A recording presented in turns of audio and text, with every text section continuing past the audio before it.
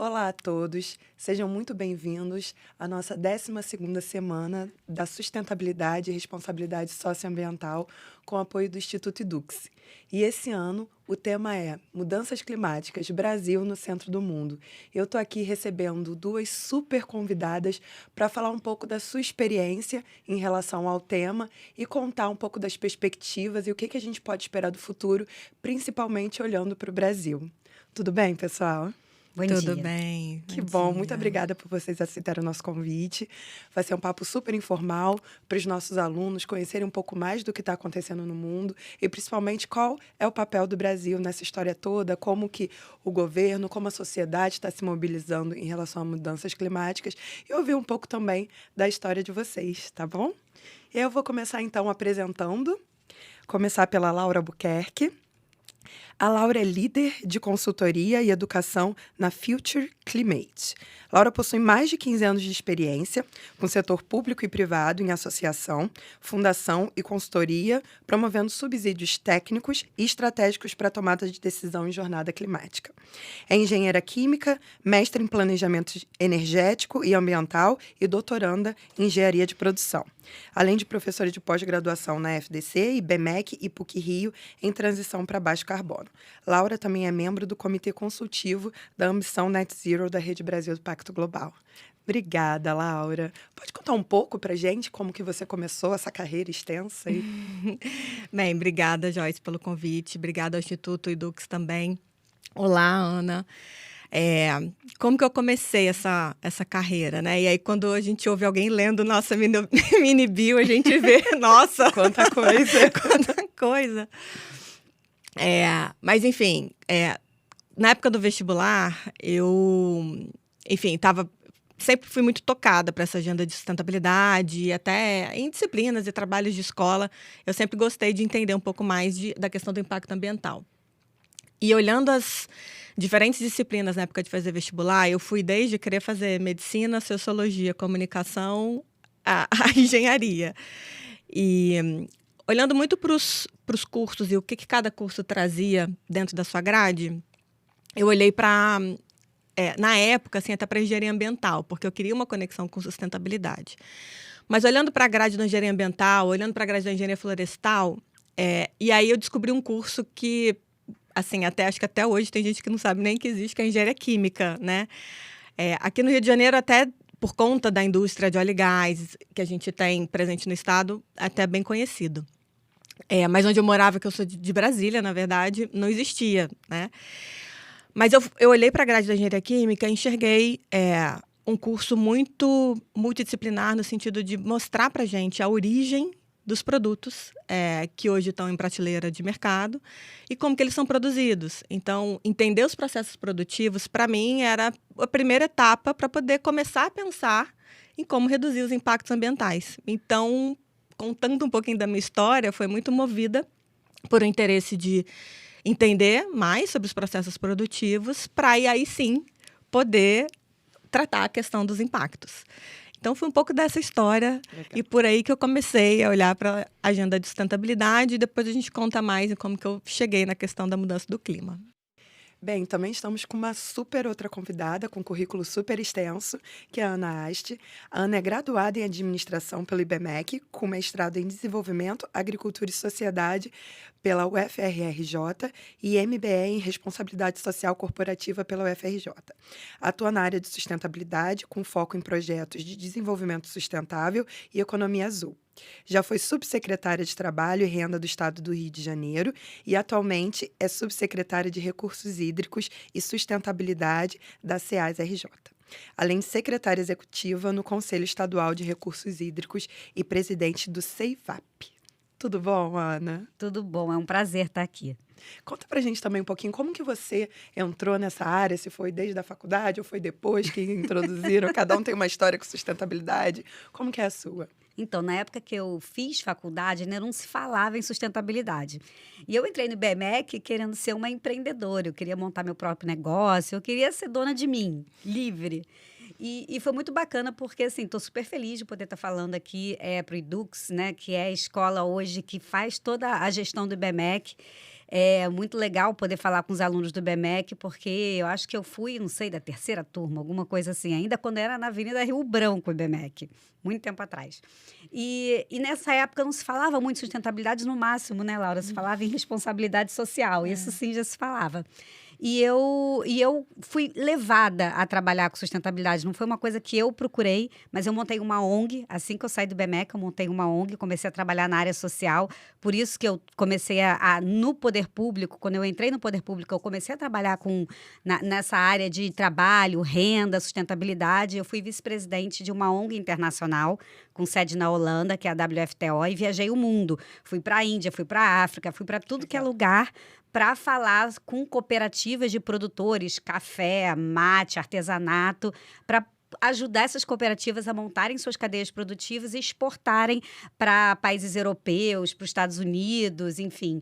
Na América Latina viajei bastante também e chegou uma hora que eu falei, gente, eu tenho que fazer isso dentro de casa. Eu tenho que trazer esse propósito para construir dentro de casa.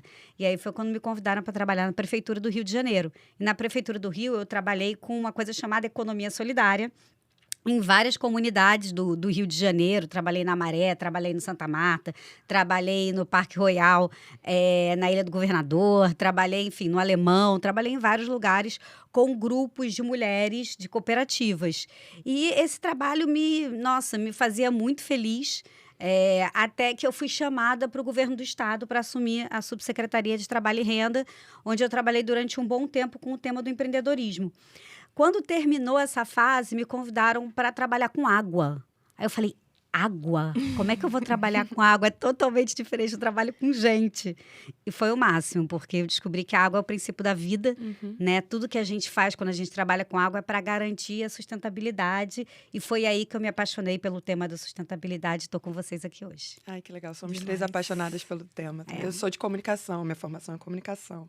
Também fui parar na área de responsabilidade social e depois, enfim, acompanhei toda essa evolução, desde lá do Triple Bottom Line, passando, enfim, todo esse processo até hoje, o famoso ESG, como a gente vê hoje. Mas muito legal conhecer um pouco da história de vocês. Eu vou aproveitar, então, Ana, que você citou essa sua experiência internacional e um tema da nossa conversa é o Brasil no centro dessas mudanças. A partir dessa sua perspectiva, principalmente falando de água, que é o que você trata hoje em dia, como você tem sentido, como você tem visto, de fato, esse impacto das mudanças do clima no ecossistema brasileiro, em especial no Rio de Janeiro, mas pode citar outros exemplos também. Como que você tem visto como o Brasil tem se comportado e tem sido afetado por essas questões? Quando a gente fala eu acho que esse tema é perfeito. Quando a gente fala do Brasil no centro do mapa, a gente realmente está falando uma grande verdade quando se fala em meio ambiente, né? A gente tem aqui a maior reserva de água doce do mundo, está no Brasil, e a maior reserva também de recursos naturais hoje no mundo está no Brasil. Então, quando a gente fala de meio ambiente, a gente está falando de Brasil no mundo. É o que a gente tem de perspectiva para poder tentar salvar esse planeta, é o que está aqui no Brasil. E aí a água, ela é a base desse processo. Sem água eu não tenho floresta, sem água eu não tenho vida, sem água eu não tenho, basicamente, tudo que a gente tem é a razão de viver. Somos 70% d'água, o planeta é 70% água, é a base de tudo, né? E a gente vive hoje, a gente vê de forma muito clara, não só aqui no estado do Rio de Janeiro, mas, enfim, no Brasil como um todo, tem outros estados que estão sofrendo muito mais que o Rio de Janeiro, na verdade, né? A gente vê a seca que está acontecendo na Amazônia, a gente vê o que está acontecendo em São Paulo, em outras regiões. E a escassez hídrica, ela é um problema que é recorrente, né? Sempre no segundo semestre do ano, e ela já vem logo depois com excesso de água, quando vem os eventos extremos, né? E o que a gente tinha antigamente é que esses eventos, seja pela falta de água ou pelo excesso de água, eles tinham um tempo maior entre eles. Hoje é muito seguido, então é difícil para o ecossistema e para a gente que vive nesse ecossistema, porque é uma coisa só, não é homem aqui, natureza ali, é uma coisa só, a gente vive no mesmo espaço. É difícil para a gente conseguir se recuperar de um e seguir para o outro, né? O custo financeiro é muito alto, né? Às vezes, Petrópolis, por exemplo, agora em 2022, né? Que viveu um evento extremo de excesso de água. Petrópolis, 2 anos depois, ainda está se restabelecendo de tudo que aconteceu. Ainda não está resolvido todos os problemas que foram acarretados naquela grande chuva que aconteceu. Então, é muito tempo que a economia, e não estou nem falando da questão das perdas de vida, que aí, assim, não tem como você voltar atrás disso, né? Já é o grande problema. Mas depois, para a economia se reaquecer, para os negócios, né, poderem se reconstituir, aquilo ali passa muito tempo, né? Então, e daqui a pouco você tem outro em cima, e você tem outro em cima, e as mudanças climáticas, o aumento da temperatura do planeta, né? E a gente está vendo, né, Laura, isso cada vez mais frequente, isso torna tudo mais intenso. Você tinha uma maior harmonia ambiental. O que a gente está tendo agora é excesso e falta, excesso e falta. A gente saiu de uma linha de equilíbrio. E quando a gente vê, por exemplo, o aumento da temperatura dos oceanos como estão, né, então a gente já tem uma mudança na dinâmica dos oceanos que já demonstra para a gente que não tem volta. Então a gente já não vai ter, né, nos próximos anos, o planeta que a gente teve quando a gente era criança e que os pais, né, dos alunos de hoje tiveram. Já não vai ter, não é algo... É triste dizer, né? Eu falo, o Sérgio Besserman, que é meu grande mestre, eu falo, meu Deus, eu não posso ouvir o Sérgio, que eu fico desesperada. Mas é verdade, a gente já não vai ter mais, porque as correntes marítimas já não estão circulando como circulavam antes. Então, o planeta mudou. E é claro que o planeta continua. Isso é muito bacana também, assim, de entender que o planeta Terra ele é independente de nós, seres humanos. Ele continua. Se a gente vai continuar e em que condição a gente vai continuar, é o que a gente fizer nos próximos 30 anos que vai definir. Se a gente conseguir segurar a emissão de CO2, né? E aí é importante, Laura, estar aqui, porque o tema da energia é hoje o grande tema, né? Que gera a emissão dos gases de efeito estufa, do CO2 em especial. Se a gente conseguir segurar esse processo, a gente vai ter algumas chances de ter menos problema, mas a gente está vendo os incêndios.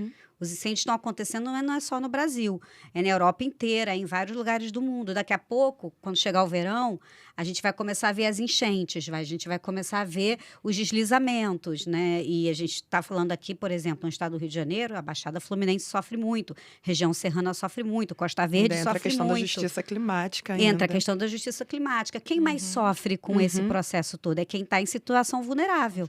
Né? Quem vive em situação vulnerável, é quem mais sofre, quem tem menos condições de avançar. A gente está iniciando um projeto agora, por exemplo, em Petrópolis, para trabalhar com a população local, como se preparar para um evento extremo. O que eu faço na hora que tem o anúncio de uma grande chuva? Para onde que eu vou? Como eu me resguardo? Como eu protejo minha família? Como eu vou agir? Porque não é mais um desastre natural, algo que já é esperado. A gente sabe que vai acontecer. A questão é, estaremos preparados para quando acontecer? Em que condições estaremos? E vai acontecer. Exatamente. Vai acontecer. Laura, na sua perspectiva, o que você considera que são os fatores principais para essas mudanças no Brasil, em relação à forma com que a gente gere a questão ambiental no Brasil? O que você pontua de mais relevante? Tá. Eu acho que assim, a Ana trouxe já uma questão super importante ligada ao consumo energético, que quando a gente olha para o mundo, é de fato a principal transição de como que a gente precisa sair de um ponto e ir para outro, né? Sempre que eu falo sobre a questão climática, eu gosto de trazer uma perspectiva que é a seguinte, né? O mundo, ele funciona com indústrias, carros, motores, agricultura, máquinas, pessoas, edifícios, né? Quando a gente olha para o mundo como ele está e a intervenção humana, todas essas atividades, além das atividades já naturais, mas as atividades causadas pelo homem, essas que eu descrevi agora, elas causam na atmosfera uma quantidade de emissão de gás de efeito estufa. E desde que a gente, como sociedade, passou a cada vez mais utilizar os recursos naturais para poder gerar energia, calor, alimento para a nossa sobrevivência, a gente passou a aumentar essas emissões de uma forma muito acelerada e muito diferente do que a natural. Então, consequentemente, estamos vivendo a questão das mudanças climáticas, porque aumento de gás de efeito estufa causa um aumento de temperatura. O aumento de temperatura é um desequilíbrio para todo o ecossistema do planeta, e a gente, consequentemente, acaba vivendo exatamente o que a Ana descreveu, dos aumentos dos extremos com uma frequência cada vez maior, ou seja, intervalo de tempos cada vez menor. E aí, quando a gente olha para a questão de energia mundo, tudo que move a indústria hoje, ela é fóssil. Ela é a origem do carvão, a origem do óleo, a origem do gás e, consequentemente, o que alimenta as indústrias. Química, petroquímica, que é o têxtil que a gente usa, né? É tudo que está aqui, no caso, é madeira, mas a gente vai chegar na questão do desmatamento daqui a pouco. Então, globalmente, a questão da energia ela é crucial. E a gente precisa sair do fóssil para o renovável. E, para isso, o que eu estava começando a dizer, a gente vem num gráfico de uma emissão aqui, que a gente precisa até 2030 trazer ela em, sim, menos da metade. Exatamente para poder ter essa transição. Com o mundo em crescimento. Com o mundo em crescimento. Então, cada vez que a gente atrasa um ano, a gente antecipa um outro ano. A gente atrasa um ano, a gente antecipa a necessidade de transição. Esse intervalo está ficando cada vez menor. Tanto que a gente já vive os impactos, está vivendo os impactos no nosso dia a dia. E aí, quando a gente olha para o Brasil, a gente olha para um contexto em que, quando a gente olha para a nossa matriz energética, ela não é fóssil, ela não é majoritariamente de óleo e carvão, ela é majoritariamente de hidrelétrica, ela é de base renovável. E a gente, graças a várias políticas energéticas, inclusive a restrições do passado, que fez com que o Brasil olhasse para suas alternativas e olhasse para biocombustível, a gente começou, como país, a olhar para essas alternativas não tão dependentes do óleo e do gás. E teve todo esse aprendizado. Só que, em paralelo, a gente é um país de uma extensão continental. Né? Se a gente pega, né, a América Latina inteira, o Brasil ocupa uma grande parte, com a parte de cobertura florestal gigantesca. E quando a gente olha para essa característica do que eu falei, quais são as emissões industriais, as emissões fósseis para o Brasil, a gente vê que não é a nossa principal emissão. A principal emissão é da mudança do uso da terra. É a questão do desmatamento e agropecuária. Só desmatamento são 48% das emissões nacionais. Nossa. Então, é um perfil de emissão muito diferente do desafio global. É um perfil que a gente não pode simplesmente olhar lições aprendidas do norte global e trazer para cá. Não, porque a realidade é muito diferente. Quando a gente olha para o mundo, é exatamente o contrário. 50% ou mais até das emissões são de fósseis. Quando a gente olha para o Brasil, 48% são de mudança do uso da terra. Sendo que 90 e poucos por cento disso é desmatamento. O que gera uma pressão política sobre o Brasil também enorme. Muito grande, né? E aí, quando a gente olha para toda essa questão da necessidade, e aí só para a gente trazer aqui uma questão de oportunidade, ciclo virtuoso, e assim, não oportunidade, ciclo vicioso, né? Um pró e um contra. Se a gente olha para a questão florestal, entendendo a importância que as florestas têm de retenção hídrica, conservação do solo, manutenção da temperatura, todo benefício para um ecossistema, inclusive para evitar que a gente chegue no que a gente está vivendo hoje nos nossos lençóis, nos nossos solos de escassez hídrica, a floresta tem um papel fundamental, desde as folhas até as raízes que estão abaixo do solo. Quando a gente retira essa vegetação, a gente expõe cada vez mais esse solo a uma radiação solar cada vez mais intensa, causando uma seca. E claro que eu estou aqui resumindo alguns anos de processo. Alguns anos de processo em, 30 segundos. Mas exatamente essa lógica, que ao longo dos anos, se a gente não evita, enxergando a oportunidade que a floresta tem, da gente extrair óleos, frutos de uma forma sustentável, além de toda a retenção e a riqueza para a manutenção tanto dos rios voadores, para a manutenção das chuvas, quanto dos lençóis por conta das raízes e manutenção da umidade dos solos, a gente entra numa agenda que é, de fato, de escassez. E não é uma escassez de cobertura florestal, é uma escassez florestal, de chuva e de água no lençol freático. Então, assim, essa agenda é muito conectada. Não dá para a gente falar de água sem falar de floresta, não dá para falar de floresta sem falar a questão climática. Então, assim, só para encerrar essa questão, além da questão de cobertura vegetal e desmatamento, a gente tem também quais são... O que incentiva isso, né? E aí a gente tem uma agenda de agropecuária muito forte, porque o Brasil é um país de extensões de pecuária extensiva, assim, muito grande. Então, um produtor, um pequeno produtor, ele tem uma escolha na mão. Eu posso desmatar para poder criar o gado aqui e vender a carne, porque essa madeira talvez eu venda e tenha mais alguma coisa, ele não enxerga o benefício que ele tem, o valor de manter a floresta em pé, de gerar uma bioeconomia para ele e essas alternativas. E isso se conecta muito com a questão de educação, de trabalho em território, de você conectar as pessoas, né? Então, até já extrapolei aqui um pouco a pergunta, mas, assim, até voltando por uma questão Brasil, assim, de fato entender que a gente tem um diferencial de território, de recurso natural, que a gente precisa transformar em vantagem. Qualquer discurso político na ONU sobre esse tema, qualquer discurso que qualquer grande representante brasileiro leve para fora, ele sempre vai falar: a gente tem uma oportunidade, a gente precisa transformar a nossa vantagem comparativa, que é esse enorme recurso natural que a gente tem aí, não só de energia renovável, mas de cobertura florestal, em competitivo. A gente não pode querer evoluir ou querer mudar espelhado no que foi um desenvolvimento diferente do que a gente tem no nosso território. Uhum. Então, assim, só respondendo de forma direta, né? Brasil, como é que a gente se diferencia? De fato, no tipo da emissão, nos vetores que a gente tem para desmatamento, elas, de fato, são... de fato, desmatamento é o principal vetor. E o Brasil é o principal emissor no mundo. Depois vem Indonésia e depois vem Congo. Então, são os 3 principais. Inclusive, quando a gente olha no mapa, né? As regiões muito carregadas de cobertura florestal. Pelo menos historicamente carregadas de cobertura florestal. A gente vai falar um pouco depois sobre as possíveis soluções e a gente vai voltar nesse tema da floresta em pé, da valoração, como que a gente pode mudar isso.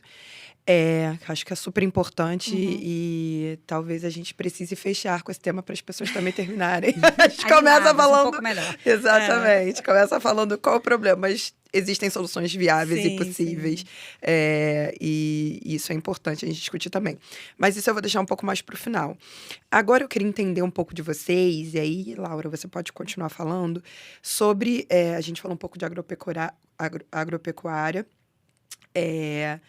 que envolve toda a questão do consumo de carne, quando a gente fala de recursos hídricos, toda a questão do consumo de água também para a agropecuária, que é muito utilizado, e para a agricultura de forma geral. Mas em relação ao comportamento do consumidor, que a gente está falando aqui para mais de 1 milhão de alunos que estão nos vendo, entender um pouco, porque o que eu vejo é uma certa agonia de qual a parte que me cabe nessas discussões, o que eu posso fazer. Em relação ao comportamento do consumidor, como que você tem visto isso, tanto de uma perspectiva de mudança do que a gente tem olhado, e depois eu quero que a Ana fale também um pouco sobre essa questão, e se vocês veem, de fato, que existe algo tangível do ponto de vista de comportamento do consumidor, de escolhas de consumo, que as pessoas possam fazer ou que possam cobrar também em relação ao posicionamento, para, de alguma forma, a gente começar a ajudar a mudar essa realidade das mudanças do clima. Aí, quem quiser falar primeiro, fica à vontade. Tá, eu posso começar, Ana, e vamos trocando, porque quando a gente fala de comportamento do consumidor, eu penso muito no meu papel, né? Então, e até onde a gente consegue ir. Porque tudo que eu falei, ele está muito conectado a uma questão do que o sistema te disponibiliza como consumidor. Não estou aqui colocando a culpa no sistema, né? Muito pelo contrário, é poder dar a perspectiva do meu lugar, como que eu consigo atuar. Então, acho que tem alguns movimentos que a gente já observa no mercado que vem muito ligado a um comportamento de consumidor. Eu acho que a questão de alimentação é uma primeira. Quando a gente olha para assim, falei da questão da agropecuária, mas quando a gente olha para essa questão da alimentação, a gente começa a ver algumas escolhas e algumas alternativas surgindo na prateleira que não existiam há alguns anos atrás, como a questão de orgânicos e a questão dos alimentos baseados em origem vegetal e não em origem animal. Então, plant-based, né? Tipo, o que tem de rótulo plant-based hoje em dia é muito surpreendente. E claro que o que está por trás disso tem uma demanda de uma alimentação mais saudável, mais alternativa, menos impactante ao meio ambiente, com toda a linha do veganismo, vegetarianismo, redução, ou uma grave redução, né, uma acentuada redução do consumo de carne e tudo mais. E a questão dos orgânicos, que é uma escolha de saúde. Então, um primeiro vetor aí estaria nessa questão muito ligada à alimentação. Quando a gente olha por um ângulo um pouco maior, para além de para onde o consumidor está olhando, a gente olha também assim, quem são as empresas fornecedoras desses produtos hoje? A gente vê que a indústria tradicional frigorífica está investindo, porque ela está entendendo que existe, de fato, uma transição. Então, assim, a gente vê marcas tradicionais ofertando no mercado o produto tradicional de frango, de carne e o produto de origem vegetal. Então, se a gente vê marcas tradicionais entendendo essa leitura de mercado, está vindo de um movimento que é do consumidor, sem dúvida alguma. E entendendo isso como uma oportunidade, porque tem um mercado para ser explorado ali. Então, assim, nessa primeira vertente assim, da alimentação, eu acho que o consumidor tem, de fato, esse poder, desde pesquisa de satisfação, a entrar em contato com o produtor. Tudo isso é algo que você pode, né, questionar o produtor sobre a embalagem, sobre o ciclo de vida, sobre a pegada de carbono de um produto e por aí vai. A outra tem a ver com uma escolha que está mais ligada à questão de energia. E claro que isso depende muito da classe social que eu estou falando aqui, porque se você vai num posto de combustível, você tem uma alternativa de gasolina e uma alternativa de etanol. Qualquer pessoa que chega num posto para abastecer é gasolina ou álcool. O nosso etanol é um biocombustível. Ele vem de origem da cana. Uhum. A gasolina vem de origem fóssil do petróleo. Então, você, como consumidor, faz qual conta? Qual a do fica mais impacto barato? ambiental ou a que é mais A barata? financeira. Uhum. Né? Essa mesma lógica para o orgânico. Às vezes você quer uma coisinha, o orgânico está em promoção, então eu vou ali no orgânico. Mas se você for pensar no benefício do que não está escrito no preço, e essa questão depois a gente pode até falar um pouquinho dessa parte mais de precificação,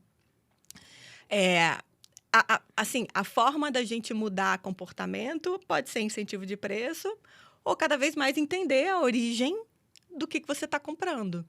Então, chegar num posto e escolher álcool ou escolher gasolina, por mais que a nossa gasolina já tenha ali uns 24%, 23% de etanol, ela tem um impacto ambiental muito maior do que o etanol. Então, assim, já que eu já dei 2 opções para qualquer pessoa que dirija, né, e que abasteça ou na parte de alimentação. Além disso, assim, não posso, né, deixar de falar que a gente tem também uma questão de como que a gente muda a política pública. Então, olhar, né, para todo esse momento que a gente está agora, das eleições municipais e tudo mais, quais são as pautas que estão na mesa, que estão olhando para essa agenda, né? Quais são as alternativas e quem está olhando para isso com um olhar de construção de política pública, né? No final das contas, a política pública vai para a secretaria. Então, como que a gente implementa isso? Como que a gente pode botar, né, a nossa Câmara de Vereadores para discutir essa pauta para fomentar melhor toda a base regulatória, né, e de incentivo que a gente, enfim, precisa para essa transição toda. Então, assim, 3 pequenos blocos aí para a gente falar do nosso papel. E tem várias outras coisas aí que a gente pode fazer no dia a dia, reciclagem, compostagem, por aí vai. Mas acho que eu vou parar por aqui para a Ana também complementar. Não, e assim, foi exatamente o que você falou, eu ia dizer isso. Vou pegar o outro lado da moeda, que é o pós-consumo, né? Depois que você consumiu, o que você faz com o que com o que sobrou do seu consumo, né? E aí a gente está falando de reciclagem, de compostagem, e eu queria dar até, assim, um relato para mim, na minha casa, a gente foi aos pouquinhos, sabe? Implementando essas mudanças. Não foi uma coisa olha, de repente eu virei super sustentável, não. Foi devagarzinho que a gente foi fazendo. E eu me lembro, meu filho tinha 3 anos de idade e ele comeu o primeiro tomatinho da nossa horta. E esse tomatinho que ele comeu, eu me senti tão orgulhosa como mãe. Eu me senti super orgulhosa, porque foi uma horta que a gente fez a partir da compostagem do nosso resíduo orgânico da casa. A gente começou a separar o seco do molhado, porque não precisa ser complexo.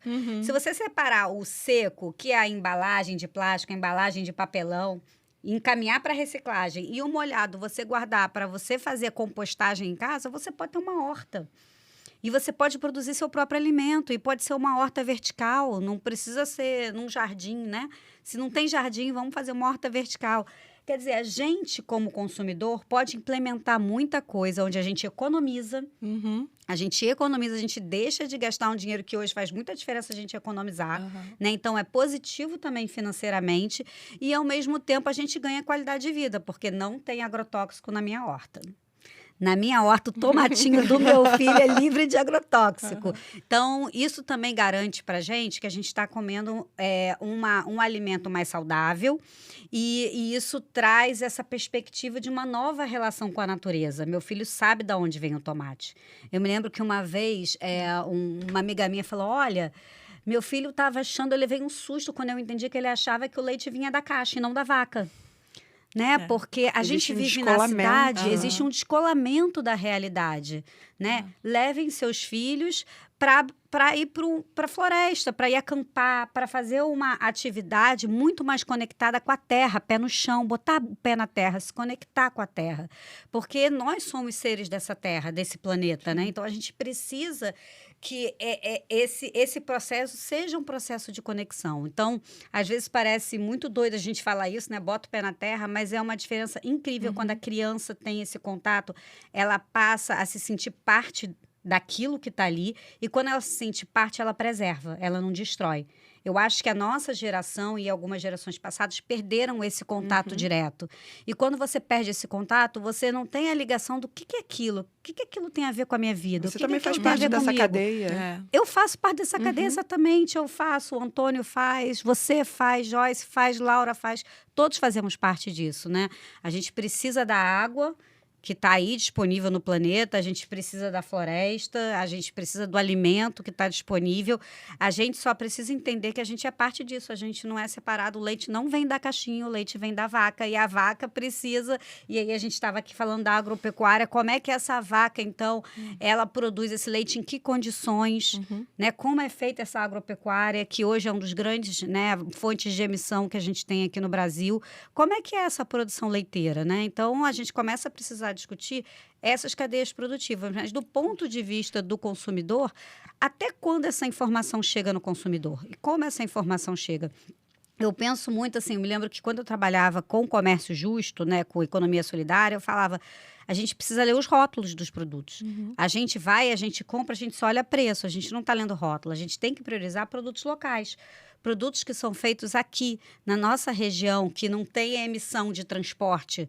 Às vezes a gente está comprando um produto que é produzido no Rio de Janeiro, mas que vem, não sei, vem de São Paulo, vem do Rio Grande do Sul, ou vem até de outro país, e que a gente tem produção local.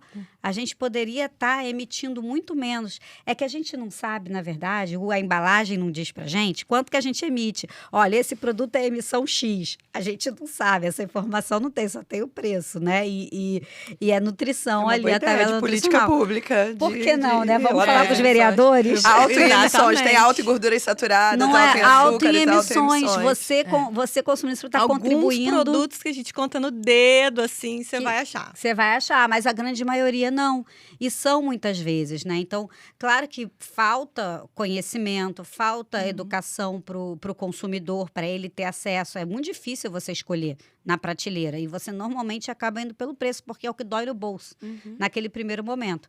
Mas, assim, a gente precisava ter essas informações de forma mais clara. E aí as políticas públicas estão aí para isso, né? E, ao mesmo tempo, a gente pode fazer muita coisa a partir da nossa própria responsabilidade enquanto membro dessa sociedade. Eu fico impressionada a quantidade de embalagem que a gente gera na nossa casa em uma semana. O caminhão lá da reciclagem passa na minha casa, da Conlurb, uma vez por semana. O que eu tenho de embalagem que eu guardo é uma coisa incrível. É um saco gigante de embalagem. Isso minha família de 3 pessoas, toda semana. Você imagina todo esse contingente de pessoas. Olha, só para vocês terem ideia, a gente tem um dos maiores aterros sanitários do Brasil em Seropédica. Fica no estado do Rio de Janeiro. É o aterro sanitário que recebe o resíduo, o lixo, de toda a região aqui do Rio de Janeiro, do Grande Rio de Janeiro, ainda pega alguns municípios em volta ali. A gente está falando de uma quantidade de toneladas gigantesca de lixo por dia, uma quantidade de caminhões que saem do Rio de Janeiro e vão a Seropédica, 60 quilômetros de viagem, transportando e emitindo, porque não é etanol, mas daqui eu vou sair e vou botar etanol no meu carro, mas não é etanol. E eles vão emitindo até chegar em Seropédica. A gente está falando de mais de 100 metros de altura, tá? Já de aterro sanitário. São prédios ali. 70% daquilo é resíduo orgânico, que poderia estar sendo usado para fazer fertilizante, poderia estar sendo usado para fazer adubo, poderia estar sendo usado na horta da tua casa, Joyce, tá lá, você, em vez de você mandar para a seropédica, você podia estar fazendo a sua horta em casa. Quer dizer, então, 70% daquilo ali não precisaria existir, 70% daquela pilha não precisaria existir, e muito mais aí, mais 15% é reciclável, que poderia voltar para a indústria. Então, em vez de você ir lá e pegar mais recurso natural, tirar mais recurso natural da natureza, eu faço a economia circular. Eu faço a economia girar e aproveito aquele resíduo e coloco ele de volta na indústria. Né? Então, esse processo de circularidade é como funciona a natureza. Nada mais é a água, ela brota, ela desce o rio, chega no oceano, ela evapora, ela desce sob forma de chuva e ela volta, e aí ela vai gerando toda essa massa verde, né, que são as florestas, que garantem que ela pode percolar, voltar para o rio e subir de novo para a atmosfera e descer novamente. Então, a natureza é circular. A gente só precisa sair da lógica linear e entrar numa lógica circular. Quando a gente conseguir fazer com que a nossa economia, por isso que eu falo muito em economia azul no meu trabalho, quando a gente conseguir fazer com que a economia se torne uma economia azul, uma economia verde, que entenda essa lógica da circularidade, a gente vai conseguir de verdade transformar a nossa forma de viver e garantir a continuidade no planeta Terra, né? Infelizmente, não somos seres mega evoluídos de tecnologia que basta destruir aqui e mudar de planeta.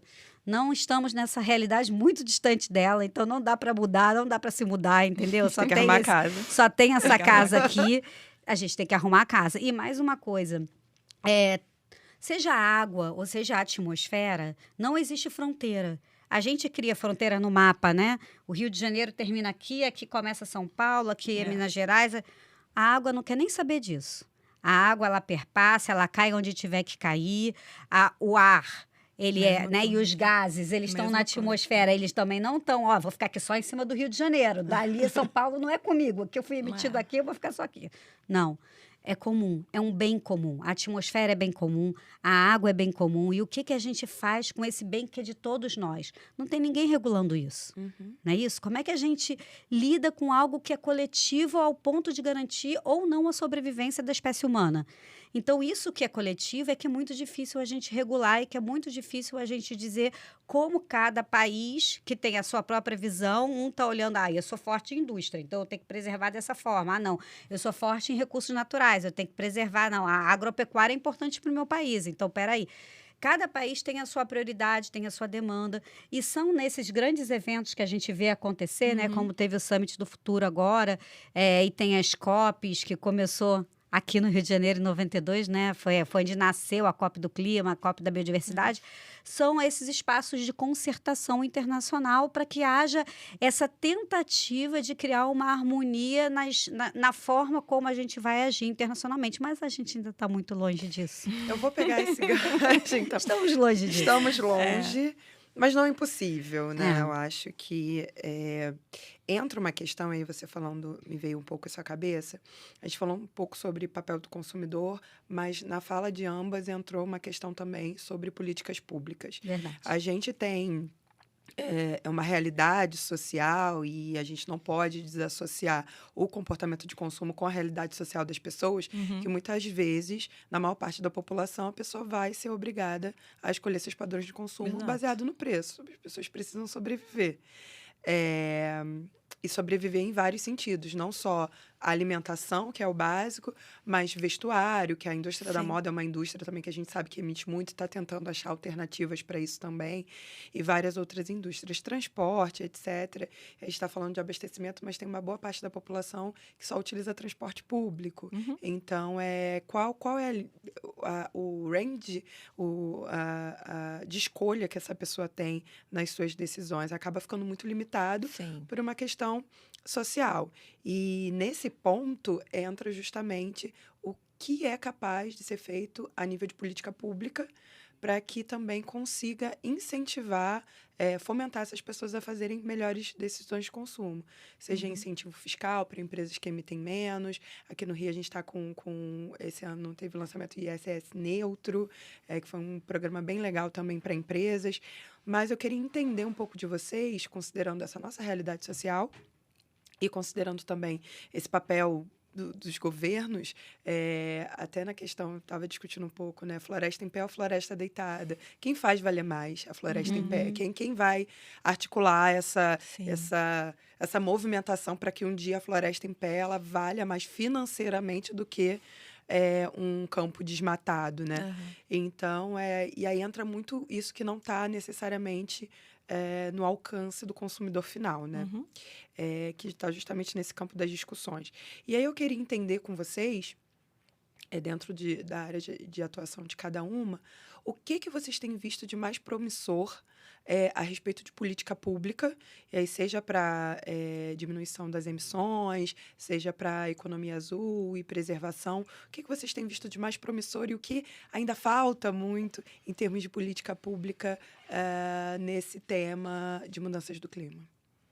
Tá, eu vou começar só para pegar um gancho aqui que a Ana deixou falando de bem comum, né? Das emissões serem uma questão global. E eu queria dar um passinho atrás também, porque a gente falou muito de política pública, mas acho que é importante falar de política internacional. Quando a gente fala de COP, a gente está falando, e até falando de um marco regulatório global que a gente teve, que foi a Convenção Quadro das Nações Unidas sobre Mudança do Clima, no Rio de Janeiro, em 92. O que foi essa convenção? Todos os 197, vou arredondar aqui, que já foi 5, já foi 7. Tem uns países que entram, outros que saem, mas enfim. Esse marco regulatório foi um acordo em que todos os países falaram, temos um problema global com as emissões de gás de efeito estufa, precisamos trabalhar para reduzir. 1992.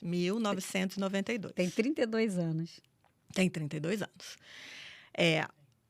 Um pouco depois disso, veio, em 97, o Protocolo de Quioto. Então, legal, a gente já sabe que temos que fazer alguma coisa. O que a gente vai fazer?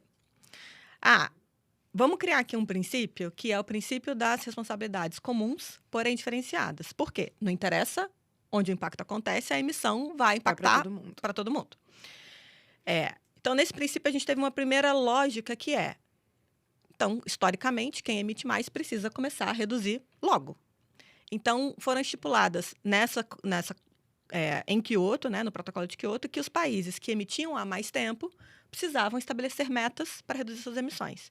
E os países que ainda iam se desenvolver poderiam receber projetos inovadores com transferência de tecnologia que seriam inovações que não aconteceriam nos países mais emissores.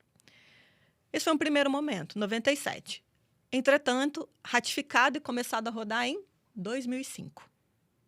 92, 97, 2005. De 2005 até 2015, que foi o Acordo de Paris, que foi, vamos lá, o terceiro grande marco global. Qualquer pessoa que você fala de agenda de clima vai falar Convenção com as Nações Unidas, Quioto, Paris. É isso, né? Ano que vem tem Belém. Então, vamos lá, né? Só dando um pouquinho desses marcos temporais, porque daqui a pouco eu vou aterrissar para responder sua pergunta, mas eu acho que dar esse quadro macro é muito relevante, né, para todo mundo que está ouvindo a gente. Então, veio Paris, e aí o que Paris trouxe? Passaram 10 anos, gente.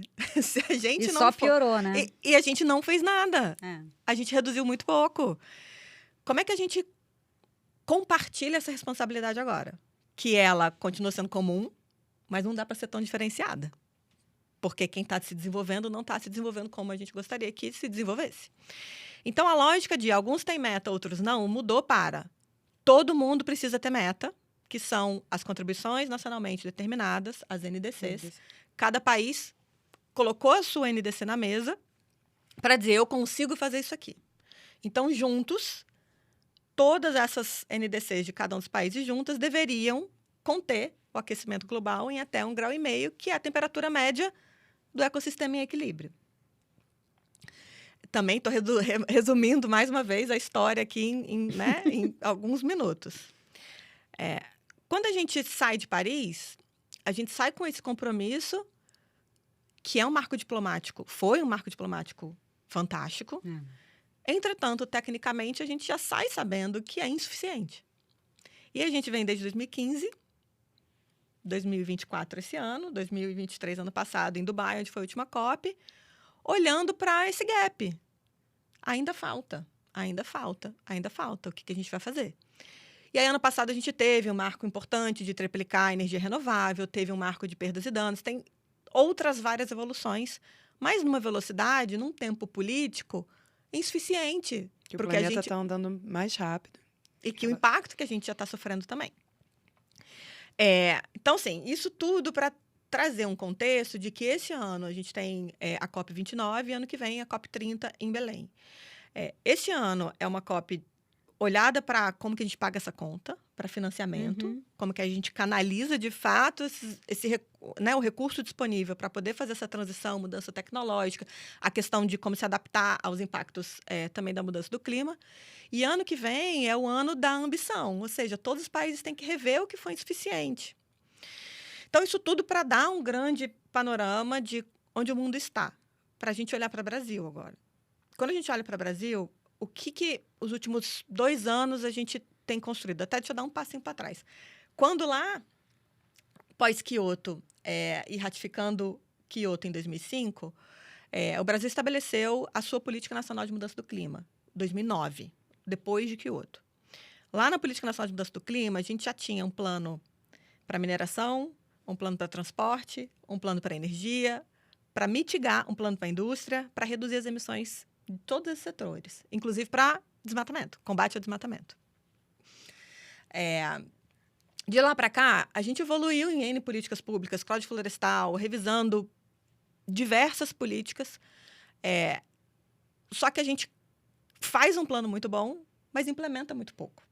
A capacidade de implementação tem sido muito aquém das políticas públicas que a gente estabelece. Você consegue identificar o porquê essa implementação é pouca?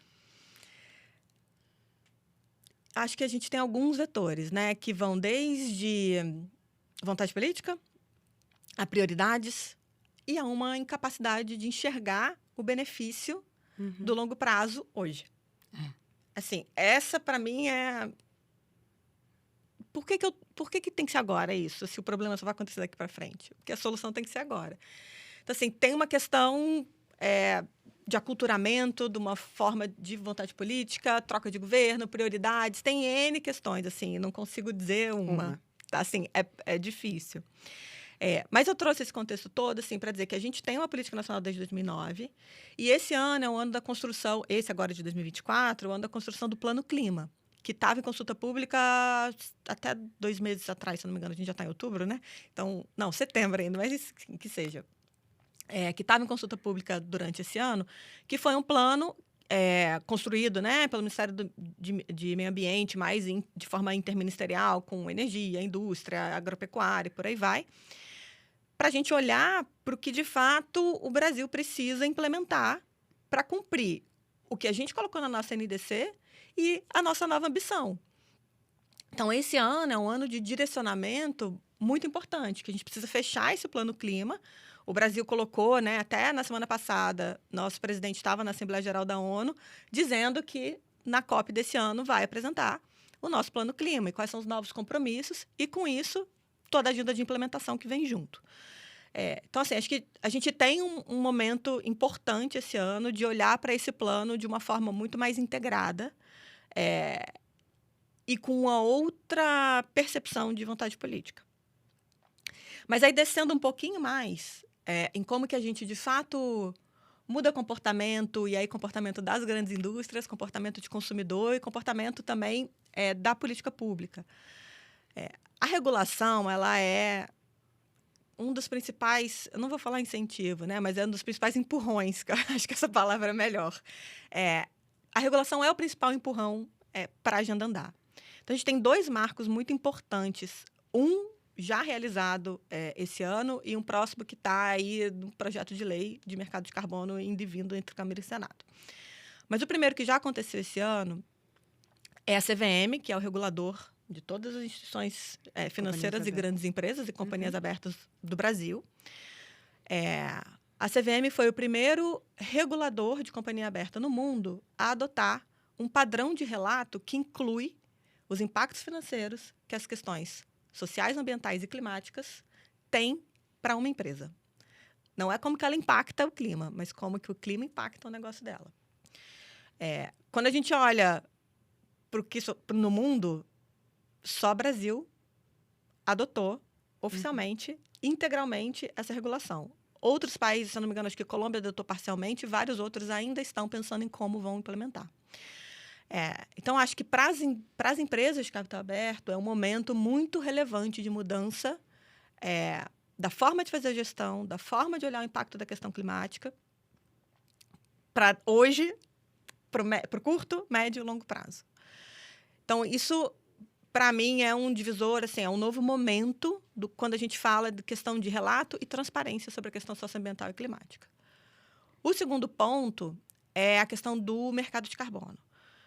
Quando a gente, desde lá de Kyoto, vem, né, assim, existe uma discussão ligada, na verdade, muito antes, existe uma questão de como precificar o carbono. Como que eu trago todo esse impacto que a questão climática tem para o mundo para o dia a dia? Como que eu faço um incentivo para o consumidor escolher o etanol e não escolher o fóssil pelo preço? Porque, no final das contas, se a gente tem que escolher o mais barato, por que o mais barato tem que fazer mal? Mal, exatamente. A mesma lógica para o orgânico, né? A mesma lógica para o que foi a indústria do tabaco, né? Então, se faz mal para a saúde, tem que ser caro, não pode ser barato. Então, bota imposto, bota tributo. Então, a questão da precificação de carbono, ela vem muito para corrigir essa falha de mercado. E a gente tem um projeto de lei, que agora eu já não sei mais se está na Câmara ou no Senado, mas tramitando entre Câmara e Senado, para estabelecer para um conjunto de indústrias um limite máximo de emissão. Olha, você só pode emitir, no máximo, essa quantidade. E você vai ter que, todo ano, me dizer quanto que você emitiu. Se você passou disso, você vai precisar pagar uma multa ou comprar um direito para poder cumprir o que você está devendo. E, com isso, criar um incentivo de, com base na receita, e eu não querer pagar uma determinada compra de cota, né? Ou, no caso, se eu puder vender a cota, eu fui muito bem, reduzi muito, eu tenho direito a vender, e aí, com isso, eu tenho um incentivo para reduzir ainda mais. Então, a gente está com esse projeto de lei, eu estou resumindo muito aqui o que é um mercado de carbono, né? Num sistema de comércio de emissões que está no projeto de lei, mas com esse grande objetivo de a gente ter um conjunto de indústrias, que não são todas, começando de uma determinada forma, pequena, para aprender como que isso funciona, como que a gente corrige esses preços, como que essas cotas são transacionadas, para depois isso ser gradualmente escalonado, para a gente ter cada vez mais uma correção dessa falha de mercado. Então, em termos de política pública, eu acho que a gente tem, assim, e aí estou trazendo política pública e normatização meio junto, né? Mas, assim, a CVM exigindo impacto financeiro de questão social e ambiental e climática, e o projeto de lei de sistema de comércio de emissão para um grupo de indústrias. Então, assim, esses dois marcos para o ano de 24, a gente não sabe se o projeto de lei vai ser, enfim, aprovado esse ano ou para o ano que vem, mas são dois marcos regulatórios muito relevantes para a gente mostrar para o mundo e, de fato, começar a mudar E associar o negócio regra em si, né? e associar o que precisa mudar dentro dos processos produtivos tradicionais, as inovações tecnológicas, né, ligadas ao uso de renováveis, ligadas a bioinsumos, ligadas a novas matérias-primas, de uma forma muito mais escalada e mais rápida. Tá? Então, aterrissando aqui, assim, bastante lá desde 1992 até 2024, num curto corte aqui histórico, quando a gente olha para a questão climática, eu traria essas duas questões de política pública. Tem algumas outras, mas eu vou ficar com essas duas, porque eu acho que elas são mais são empurrões, eu vou voltar nessa palavra, são dois empurrões muito relevantes. E no campo da economia azul, em termos de políticas públicas, o que você tem visto, Ana, como mais promissor, mais interessante? Então, quando a gente pensa, por exemplo, no estado do Rio de Janeiro, né? A gente tem 630 e poucos quilômetros de costa. Como é dobradinho, ninguém sabe, mas é a terceira maior costa do Brasil. É do estado do Rio de Janeiro. Nossa. E a economia azul é aquela economia que vem dos recursos hídricos. 80% da nossa população vive na região costeira. A gente está falando também de aproximadamente 80% de toda a riqueza gerada, né, do nosso PIB, ele também está na região costeira. Então, nós somos aqui no estado uma população que vive na região costeira e o mundo como um todo, né? ele está muito concentrado nas regiões costeiras. A gente viu agora o relatório do PNUMA que o Rio de Janeiro vai perder aí até 2100 5% da sua região costeira por causa do aumento e elevação do nível do mar. Então, isso é uma coisa muito séria que vai afetar a nossa vida drasticamente aí nas próximas décadas. E como é que a gente, então, transforma essa economia? Né? O Estado do Rio de Janeiro realizou há 2 anos atrás, não sei se as pessoas normalmente não sabem, mas realizou um dos seus grandes projetos ambientais, que foi a concessão do saneamento. A gente está falando de uma concessão que aconteceu em 2021 agora, mas que tem 30 anos de atraso. Se a gente olhar para os nossos rios, como eles estão poluídos, se a gente olhar para a Baía de Guanabara, se a gente olhar para as nossas lagoas, né? Quer dizer, é um ecossistema extremamente poluído. E essa poluição vem da falta do saneamento básico, vem da falta de fechar a torneirinha do esgoto que vai direto para os rios e que chega no oceano. O Rio de Janeiro, ele conseguiu fazer a concessão, depois de muito tempo, em 2021. E a gente já começou a ver praias que se tornaram balneáveis. Praia de Botafogo, Praia do Flamengo, Praia da Glória, que eram praias que não eram balneáveis há 14 anos. Só um pouquinho do trabalho que foi feito. A concessão do saneamento, ela tem um período aí, um prazo de 10 anos para alcançar 90% de saneamento básico na região metropolitana. Eu estou falando de 13 milhões de pessoas. Né? A gente tem, na verdade, uma perspectiva hoje são 44%, 46% de saneamento básico nessa região. Então, não é à toa que todos os municípios que estão em torno da Baía de Guanabara, tirando Niterói e Rio de Janeiro, todos os outros estão de costas para a Baía de Guanabara. Em que lugar do mundo um ecossistema privilegiado e lindo como esse, as pessoas viveriam de costas? Não viveriam desse ecossistema, né? Então, é muito mais caro você manter o ecossistema poluído do que o ecossistema limpo. Porque você tem aí uma perspectiva de desenvolvimento da economia azul a partir de um esporte, a partir do turismo, a partir da bioeconomia, nesse ecossistema, se ele tivesse limpo, né? Desenvolver a bioeconomia, a pesca, você está falando aí de transporte aquaviário. Então, você tem todo um ecossistema que vai ser desenvolvido, né? Essa economia azul vai ser desenvolvida a partir do momento em que você despolui esse meio ambiente, né? E a gente já está vendo isso começar a acontecer. Os pequenos negócios mesmo que estão na praia, o potencial que a gente tem, a quantidade de praia que a gente tem, de litoral que a gente tem nos municípios ali do fundo da Baía de Guanabara, né? Então, se a gente começar a pensar, eu estou falando só de Baía de Guanabara, mas a gente está falando de toda a região metropolitana. Eu vou contar para vocês uma história. No meu segundo dia, em 2020, quando eu entrei na Secretaria de Meio Ambiente, eu fiz um sobrevoo de helicóptero. Eu nunca tinha viajado de helicóptero na vida, gente. Morri de medo. Eu me segurei na cadeira. Eu falei, vai subir, vai subir. Subiu. E lá de cima, eu vi o Rio Queimados. O Rio Queimados era um rio preto, negro, da cor dessa parede aqui. Preto, preto, preto, preto, preto. Muito, muito, muito, muito, muito poluído. Muito poluído. E esse rio, ele veio descendo e depois ele se encontrava com a água barrenta, que é a água da lagoa, onde a SEDAI capta a água que a gente bebeu hoje mais cedo aqui, tá? Então, era uma poluição que chegava, e quando eu vi isso do alto, eu me lembro que eu levei um soco no estômago. Para mim, foi do tipo, caramba, é um milagre que a SEDAI faz, juro por Deus. Eu pensei, é um milagre, como é que essa água sai transparente do outro lado? E na mesma noite, meu filho me pediu um copo d'água. E eu fui lá no filtro, enchi, entreguei água para ele. Eu falei, meu Deus do céu, saiu dali, daquele esgoto. Né? Aquele esgoto que estava descendo a toda naquele Rio Queimados, que estava chegando naquela lagoa, que estava sendo captado. E a SEDAI tinha que transformar aquela água numa água própria, dentro dos limites e dos padrões legais permitidos para você poder tomar a água. E a água, ela chega própria para as pessoas. Foi na época da geosmina. Lembra da época da geosmina? Foi naquela época. Eu já cheguei na secretaria com esse desafio. A gente tinha que acabar com a geosmina. E aí, sim, a gente fez uma série de ações integradas. Secretaria de Ambiente, INEA, SEDAI, Comitê de Bacia, que é onde a gente diz que é o Parlamento das Águas, que está a sociedade civil, municípios, Estado, governo federal, todo mundo junto, decidindo investimentos para serem feitos na bacia hidrográfica. E a gente se juntou e a gente fez várias ações integradas, não foi uma solução, foram várias para a gente acabar com a geosmina, aqui na região metropolitana. Só que aquilo bateu muito em mim. E, gente, a gente só vai acabar com a poluição e a gente só vai dar valor para o ecossistema que a gente tem quando a gente investir em saneamento básico. Não existe desenvolvimento sustentável sem saneamento básico. Literalmente é a base de tudo. É o ODS 6 da nossa agenda, né, de 2015, a agenda de Paris. É o ODS 6, água para todos e saneamento básico. Então, a partir do momento em que o Rio de Janeiro está saindo de um saneamento básico de 40 e poucos por cento na região metropolitana para 90%, a gente vai ter outra economia.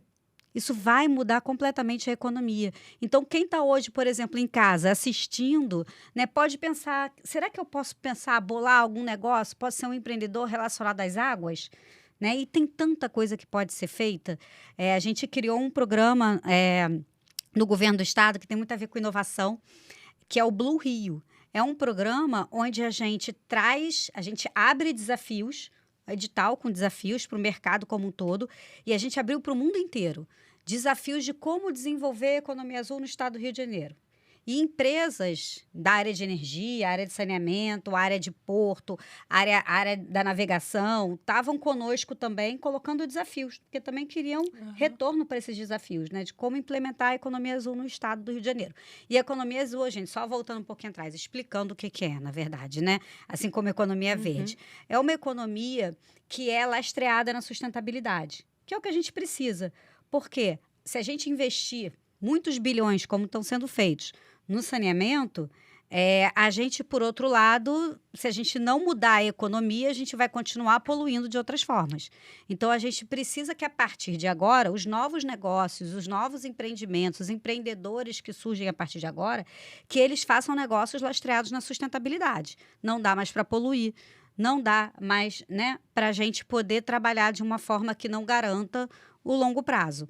E economia azul é isso. Então, quando a gente fala de energia na economia azul, a gente está falando da energia que é renovável. Quando a gente está falando da navegação na economia azul, a gente está falando de uma navegação que não polui a água. E que não gera, que não emite. A gente fala até em emissão zero, mas ainda é para o futuro. Mas já tem vários projetos e iniciativas. Por isso que a gente buscou inovação.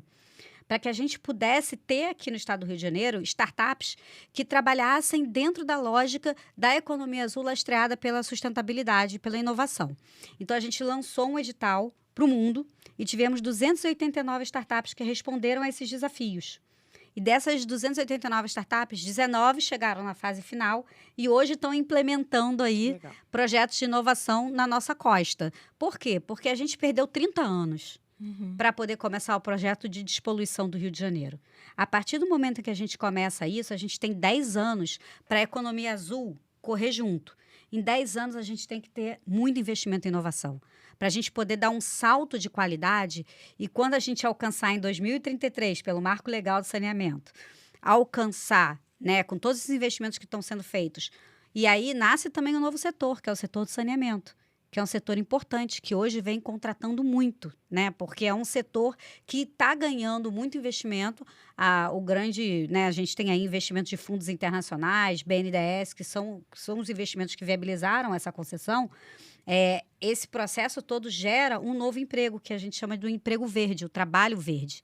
Né? Então, é um novo emprego que é para pessoas que estão entrando no mercado e que querem ter realmente uma atuação e um propósito no que fazem. Então, hoje, trabalhar numa empresa de saneamento que é lastreada na lógica da sustentabilidade é trabalhar com emprego verde, né? É ser um empreendedor ou é trabalhar com emprego verde, negócios verdes. Ou negócios azuis, se a gente estiver falando de água. Então, na verdade, a gente tem aí uma perspectiva de uma nova economia a partir do momento em que a gente realmente limpa o ecossistema. A gente garante uma nova realidade. Você pode ter certeza que você vai ter muito mais gente fazendo esporte náutico, você vai ter muito mais gente aproveitando o turismo. A gente fez em 2015, antes das Olimpíadas, uma pesquisa no mundo inteiro das baías e do mundo. Baía de Chesapeake nos Estados Unidos, Sydney na Austrália, o Tejo em Portugal. Fizemos uma pesquisa, né? Como é que é a governança dessas baías, como é que funcionam. E foi muito interessante ver que, se você pega, por exemplo, a baía lá de Sydney, ela é uma baía que tem mais de 100, 200 roteiros turísticos acontecendo nela. Você conta nas mãos, Nas minhas mãos, quantas tem na Baía de Guanabara acontecendo, né? A pessoa chega no barco ali na região portuária e vai para a região das praias. Ninguém fica na Baía, né? Então, por quê? Porque a Baía está poluída. Agora, sabe o que é mais interessante?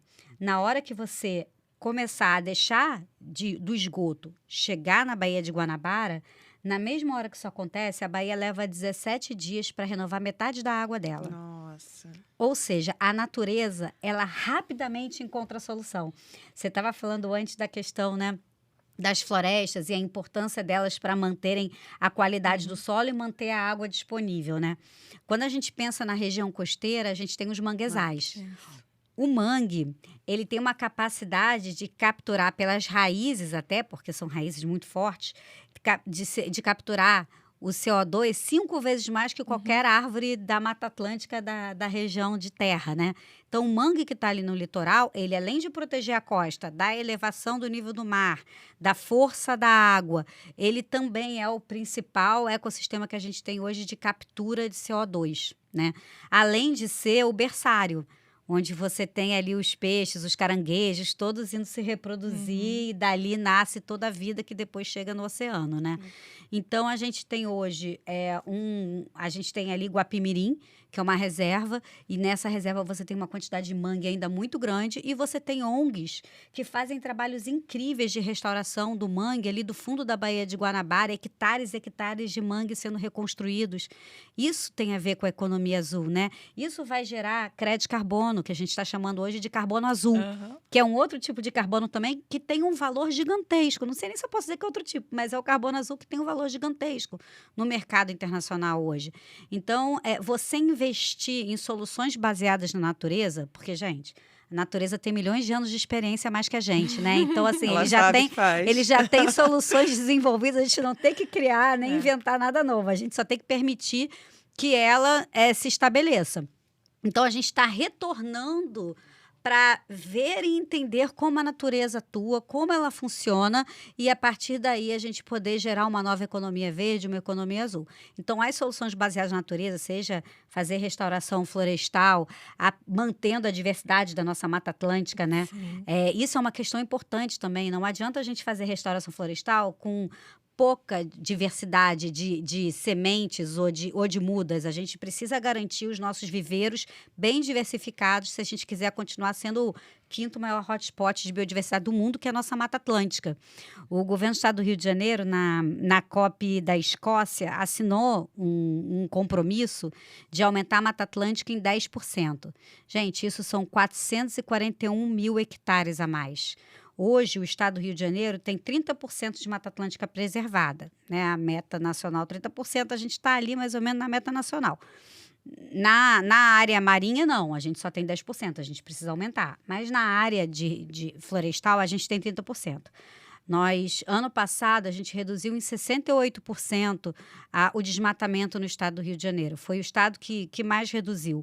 Hoje, a gente tem um satélite que é um programa chamado De Olho no Verde, em que a gente enxerga a árvore. Lá de cima a gente consegue enxergar a árvore. Então a gente fica rastreando o estado inteiro e aonde a gente tem clareira, a gente sabe que tem desmatamento e a gente encaminha a nossa equipe do INEA para ir lá fazer a fiscalização e atuar na situação.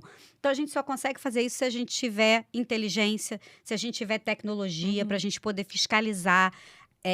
Claro que a gente tem poucas pessoas, a gente tinha que ter muito mais para a gente poder fiscalizar o estado inteiro.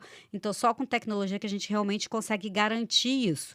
E aí, para a gente aumentar a nossa Mata Atlântica em mais 10%, ou seja, em 441 mil hectares, é um desafio que a gente só faz se o mercado de carbono estiver desenvolvido, porque não tem recurso público para isso. Para a gente poder fazer isso, a gente precisa fazer com a iniciativa privada, com recurso privado. Então, ter uma economia verde tem que ser economicamente mais interessante do que a economia tradicional como a gente tem.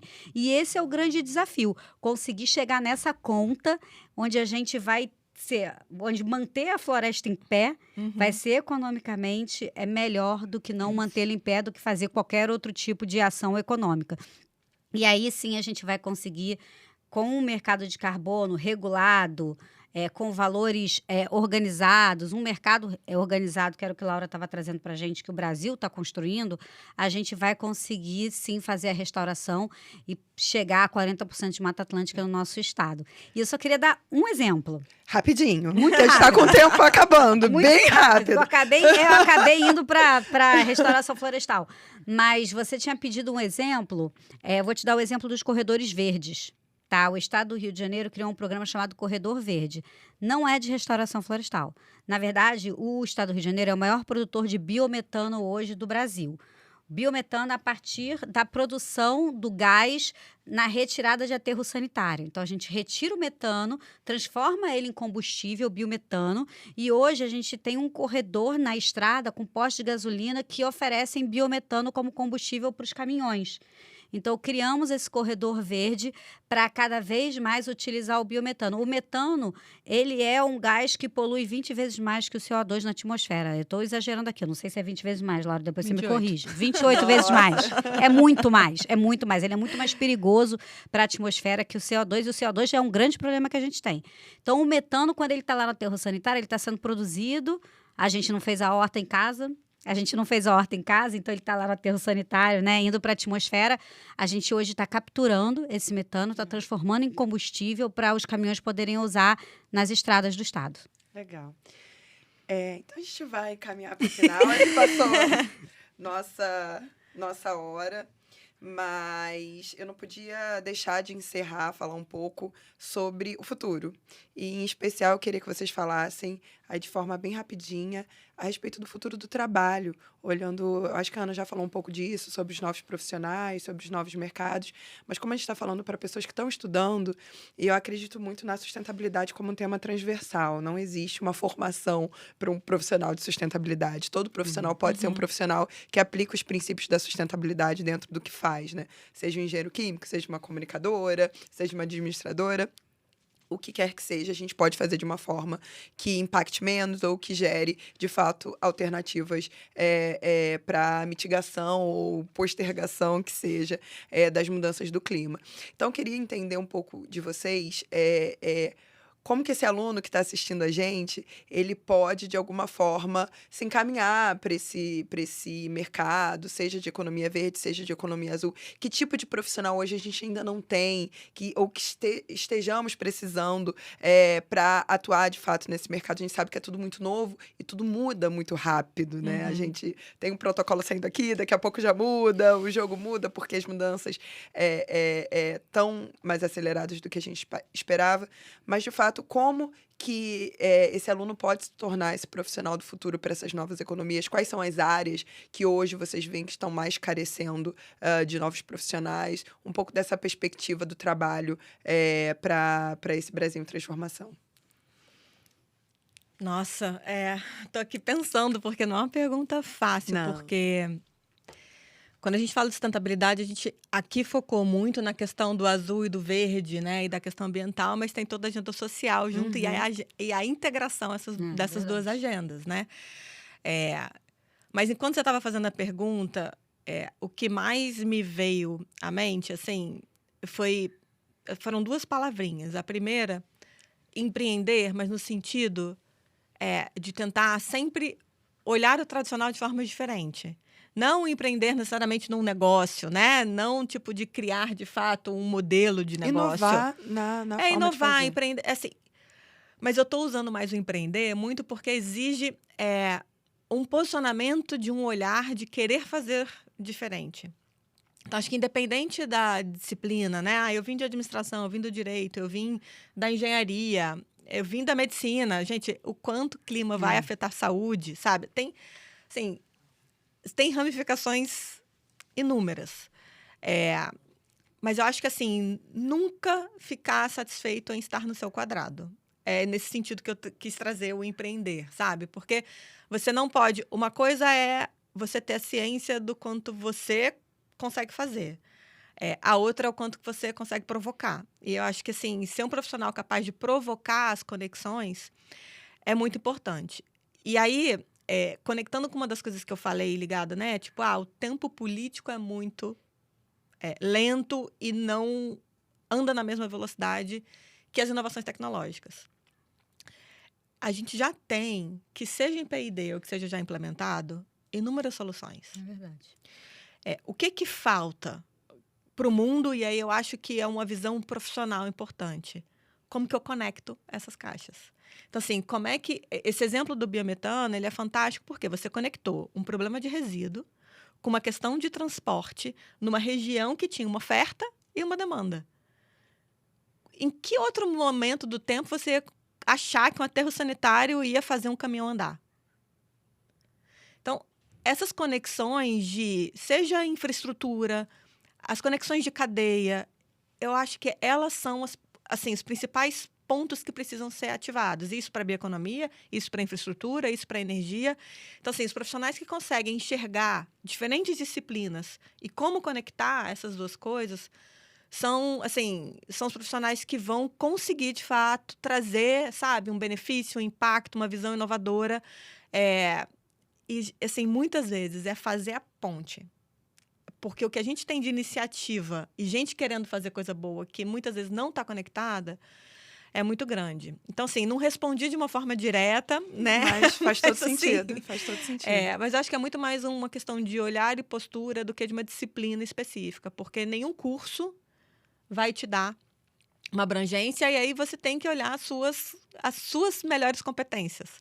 Então, assim, onde eu tenho mais facilidade de conectar as coisas? Aqui. Então, deixa eu estudar mais isso daqui, porque eu posso trazer mais inovação, posso empreender mais, provocar mais.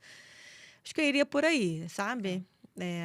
Enfim, vou parar também, porque você já falou que a gente está ficando sem tempo. Tá ótimo. E você, Ana? Não, olha, se eu pudesse falar, assim, para o jovem mesmo, para quem está na faculdade hoje, eu diria para fazer uma busca, fazer uma pesquisa mesmo, assim, na área que ele escolheu, né? O que tem hoje de inovação na área de sustentabilidade para a área dele. Se você está em moda, nossa, vai ter muita coisa. Se você está em engenharia, vai ter uma quantidade gigantesca, né, de possibilidade de trabalhar com sustentabilidade. Se você está na área de educação, na área de saúde, não tem jeito. A sustentabilidade, foi o que a Laura falou, ela é transversal. Ela não é uma matéria específica, ela está na base da economia, ela está na base de tudo, né? Hoje não existe mais aquele profissional que entra no mercado e que não esteja conectado com como é que eu torno o meu trabalho mais sustentável, como é que eu torno a minha empresa mais sustentável. Isso é algo que já está dado. E eu falo isso, gente, de forma muito concreta mesmo. Hoje as empresas com os programas ESGs dela, elas já trazem isso porque a empresa matriz dela, lá o conselho, disse, olha, tem que implantar ESG, tem que ser ambiental, tem que ser social e tem que ter uma governança. Então, esse processo é um processo natural que a economia já vem cobrando das empresas. Então, assim... Se você, hoje, não sei, você está fazendo medicina, como é que você aplica sustentabilidade na medicina? Né? Como é que se aplica isso? Como é que você, na área de transporte, como é que você consegue desenvolver um transporte que emite menos? Então, isso tudo é algo que quem está hoje na faculdade pode aproveitar os professores, pode aproveitar os centros de pesquisa, sabe? Para poder desenvolver os seus projetos finais de curso nessa área, por exemplo. Né? É algo que a gente vê cada vez mais forte. Eu cheguei, uma época eu dava aula lá na PUC com o pessoal de design industrial. E foi muito bacana porque assim, a gente falava como é que eu penso um produto que é sustentável ou como é que eu penso um processo que é sustentável. Será que todo mundo precisa todo mundo tem que comprar um aspirador? Todo mundo tem que ter um carro? Ou será que a gente pode começar a trabalhar com leasing, que é uma forma de serviço onde você consegue fazer com que aquele ativo tenha um tempo de vida maior? Então, você começa a pensar em outra forma de se fazer as coisas. E eu acho que quem é jovem, que está aí plugado na inovação, no mundo, a gente já passou aí dessa fase, mas quem está aí começando agora tem uma cabeça muito boa para pensar como mudar as coisas, como transformar as coisas, e a gente precisa disso. Eu, pelo menos, vou estimular muito meu filho, pode ter certeza. Nossa, Joyce, eu queria fazer um comentário. Pode fazer. Gente. Eu sei que a gente já passou do tempo, mas só porque eu li ali de novo. Mudanças climáticas, Brasil no centro do mundo. E teve uma coisa que a gente, assim, não falou diretamente, mas ano de 2024, o Brasil está sediando o G20. Sim. Ano de 2025, sediará a Conferência das Partes. Então, acho que tem um olhar também para a quantidade de investimento, quantidade de câmeras, holofotes e flashes que já estão, no caso, por conta do G20, olhando para o Brasil. Então, assim, tem uma oportunidade também de como que a gente conta as melhores histórias com base, assim, no nosso conhecimento, na nossa história, na nossa realidade territorial. Desde Amazônia, bioeconomia, Mata Atlântica, bioeconomia, aterro, né, biometano, a toda essa parte de biocombustíveis, geração solar, eólica offshore, tipo, toda essa agenda, ela vai estar No centro das discussões. no centro, assim, numa ebulição muito grande. Então, assim, uma das coisas que eu acho que vai ser muito importante é, assim, jovens se engajem. Entenda o que é o processo decisório do G20. Entenda o que é o processo decisório de uma COP. Entenda, né, assim, dentro do seu... Igual a gente, né, vai entender o processo decisório da nossa Câmara para fazer uma eleição, papel do vereador, papel do prefeito, etc. Assim, vamos entender essa arquitetura decisória, porque a gente está sediando G20, cúpula da liderança dos 20 maiores economias do mundo esse ano, e na COP30 todos os 197 países que estão dentro da Convenção das Nações Unidas sobre clima. Então, acho que esse é um recado super importante. Assim, entenda também como essas instituições funcionam, para que você também entenda que tipo de contribuição pode dar. E deixar aqui assim, uma provocação para o próprio grupo Edux, né? Eu acho que tem tudo para transformar, seja por causa do G20, ou seja pela COP30 no ano que vem, essas discussões em discussões intensas dentro das suas escolas, né? Uhum. Porque você pode ter eventos também provocando essas discussões e provocando esses debates Com junto aos certeza. alunos, como, por exemplo, né, a Semana da Sustentabilidade, e pode também focar em áreas, em objetivos do desenvolvimento sustentável específicos, para dependendo das áreas de ensino e de estudo. Eu acho que vocês podem ter uma agenda riquíssima esse ano que vem. Tem reunião dos BRICS também, né? Que aí é Estamos pensando em Brasil, coisas. China, Rússia, todo mundo junto. Não, Então, mas com tem uma certeza. oportunidade incrível para a gente realmente engajar a juventude nessa pauta ambiental. Aqui a gente acredita, tanto o Grupo Dux quanto o Instituto, a gente acredita muito no papel transformador da educação para tudo, né? Perfeito, Não só para geração de renda e trabalho, mas, de fato, quem vão ser esses profissionais do futuro que vão ser formados. De fato, a gente está entendendo que a educação tem esse caráter de mudar o jogo. Mas, enfim, queria agradecer, fazer aqui nosso agradecimento final. A Ana Ast, a Laura Buquerque, foi um papo delicioso. A gente poderia ficar aqui mais algumas horas, porque tem assunto pra caramba dentro do tema de mudanças. Mas o que a gente queria com esse papo era, de fato, introduzir um pouco esse tema, que às vezes é tão mitificado, né, para os nossos alunos, enfim, para toda a audiência que está assistindo, e fazer com que as pessoas se interessem um pouco mais de entender isso. Qual é o seu papel, de que forma pode pressionar, de que forma pode entender como esses grandes eventos vão afetar o nosso dia a dia, de que forma podem fazer parte disso. Eu acho que o objetivo foi alcançado. Então, mais uma vez, obrigada a vocês pela presença. Obrigada. Então, queria agradecer a todo mundo que ficou com a gente até o final. Esse papo faz parte, como eu falei, da 12ª Semana de Sustentabilidade e Responsabilidade Social, em parceria com o Instituto Edux, promovida pelo Grupo Edux. Todos os alunos que participaram vão poder acessar o QR Code, que vai ficar disponível aqui no final do vídeo, para ter suas horas complementares anexadas. E, por favor, espalhem esse vídeo, falem sobre o tema, participem dos grandes eventos que vão acontecer aqui no Brasil.